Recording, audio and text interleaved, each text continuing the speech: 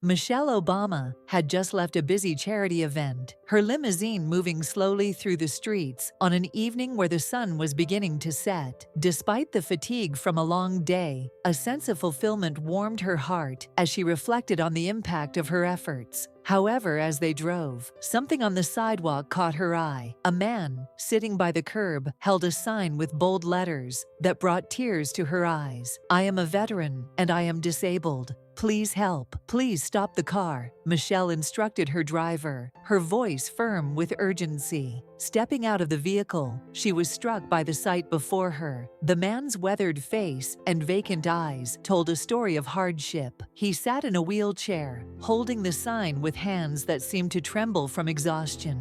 Beside him was a loyal dog, like a silent guardian. Michelle crouched down to meet the man at eye level and gently asked, "Hi, I'm Michelle. Can you share your story with me? I want to help." The man's eyes filled with tears. "My name is Robert," he said, his voice shaky. "I once served this country, but now it feels like I've been forgotten." Michelle placed her hand on his, offering comfort. "I'm here to listen, Robert," she said softly. Robert took a deep breath, as if he were finally ready to share the heavy burden he had carried in silence for years. He lowered his head slightly and began to speak in a soft, trembling voice. "I served in Afghanistan and Iraq. Those wars, they leave scars that go far beyond the battlefield. I lost my friends there. I lost my legs. But more than anything, I lost my faith. One night, we were on patrol. A landmine exploded, and everything turned to dust and smoke. When I opened my eyes, I couldn't see the faces of my comrades anymore. All I could hear were screams, cries of agony. I could smell my own blood. In that moment, I was grateful to be alive. But later,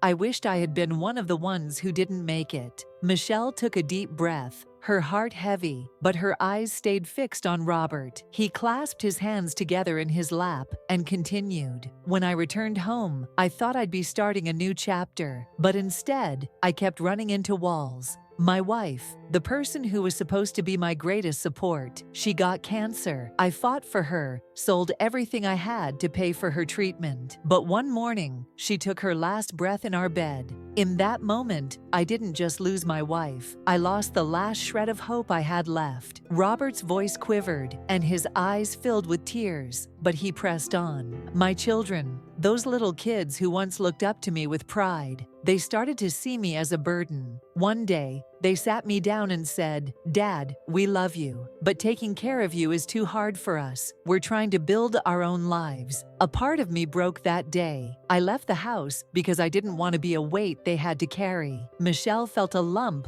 forming in her throat. "Robert," she whispered, but he wasn't done. "I've been on the streets for 5 years now. Max, my dog, my only friend, he's been with me through it all. Every day we find something to eat and share it. But some days, there's not enough even for him. I wake up in the middle of the night, look at him, and think, 'Why don't you leave me?' But he never does. He stays by my side, no matter what. His love is the only thing that's kept me going." A tear rolled down Robert's cheek as he looked at Michelle. "Mrs. Obama, I know I'm just one man, but sometimes I wonder, after all I gave for this country, why was I left so alone? Why is the battle I'm fighting now so much harder than the one I fought over there?" Michelle sat silently, reaching out to take Robert's hand. "Robert," she said, her voice thick with emotion, "the battle doesn't end when you leave the battlefield. Sometimes the hardest fights are the ones you face when you come home. But you won't have to face this one alone anymore. Listening to you and helping you is not just my choice.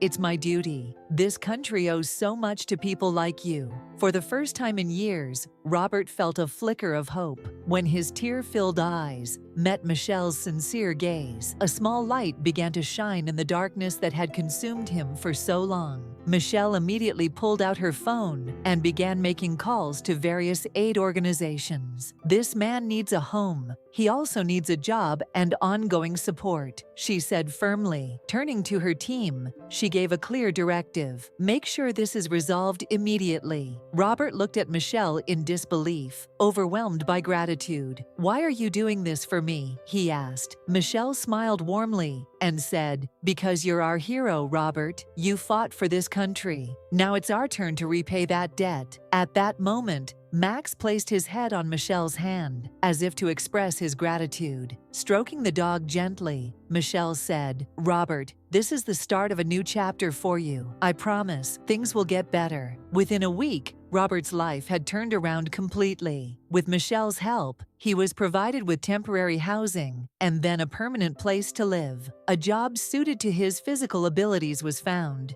giving him a sense of purpose again. Max was also given a full veterinary checkup and a cozy space in their new home. For the first time in years, Robert slept in a warm bed, tears streaming down his face in disbelief and relief. When Michelle visited Robert in his new home, his face lit up with a smile. "Michelle," he said, his voice steady but filled with emotion, "you didn't just give me a home, you gave me back my dignity. Max and I finally have a life again. For that, I'll be forever grateful." Michelle replied with a gentle smile, "This was all possible because of your strength and resilience, Robert. I simply extended my hand. The rest is your bravery shining through." After rebuilding his life, Robert began writing a book that chronicled his time in the military, his struggles on the streets, and the kindness that saved him. The book quickly became a bestseller, making Robert a voice for veterans and the challenges they face. In the foreword, he wrote, "One hand can change a life. Michelle Obama's outstretched hand saved mine."